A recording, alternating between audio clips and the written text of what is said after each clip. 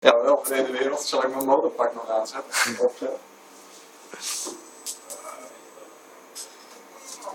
Oké. Houden ook nog op zijn positie. Vasthouden. Oké, komt ie hoor. Joep.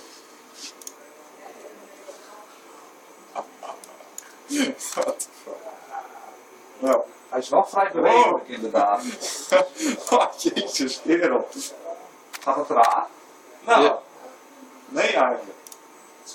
Doen we eens opzij. Opzij naar beneden of zo. Niet te scherp, hè Jette? Ja. Eerst 10 graden. Okay. Hoeveel? 10. Kerel, dit is echt vet grappig. Niet de andere kant, omdat de motor het zwaar. Nu moet hij duwen. Hij trekt nu, dus meteen moet hij duwen. Oh, dat excentriek, dat werkt jetzt. Even afkloppen. Oké, ik doe hem weer naar beneden hoor. Joep. Ja, ik zie wel wat er gebeurt inderdaad, Jetse, wat je bedoelt. Dat komt door die vertraging, net als je er wat ruimte op. Dat het allemaal een beetje ruimte zit, zeg maar. Mooi.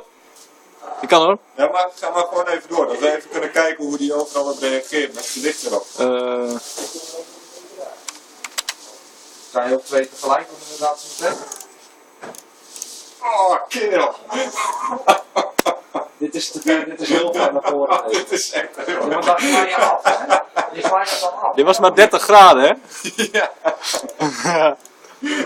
Dan glij je er bijna af, hè? Dan zit je met je fris in de tv, dat snap je. Ja, als je je daar niet aan vasthoudt, dan kan Nee, dat precies, fout. dat doe je niet, want je bent op vliegtuig aan. Dus je kijkt de tv tegen de tv aan. Nou, dat kan wel. Als die voeten verder naar achteren staan, dan kun je echt perfect afzetten tegen het kussen. Dan lig je best wel stevig.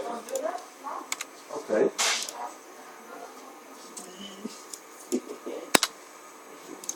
Dit is echt zo, maar... Nou, dank u wel meneer.